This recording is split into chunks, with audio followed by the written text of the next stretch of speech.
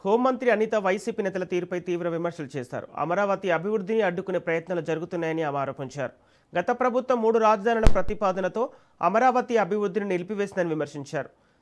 NDA ప్రభుత్వం అధికారంలోకి వచ్చిన తర్వాత అమరావతి నిర్మాణానికి మళ్లీ ఊపిరి పోసిందని, 2027 నాటికి రాజధాని నిర్మాణాన్ని పూర్తి చేసే లక్ష్యంతో ముందుకు సాగుతున్నామని తెలిపారు.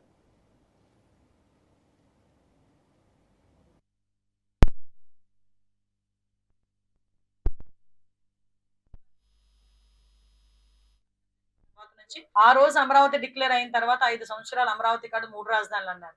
అక్కడితో పోయింది. మళ్ళా ఎగైన్ ఎన్డీఏ గవర్నమెంట్ వచ్చిన తర్వాత అమరావతి రాజధానికి నిజంగా ప్రాణం పోసి 2027 దానికి అమరావతి కంప్లీట్ చేసుకొని మా అమరావతి అని చెప్పుకునే పొజిషన్. అదే అమరావతిని డిక్లేర్ చేసుకున్నాం మనం పార్లమెంట్ లో కూడా అమరావతి రాజధానిగా మనం అక్కడ ఆ రోజు కూడా మనం ఒక చట్టాన్ని తీసుకొచ్చుకున్నాం.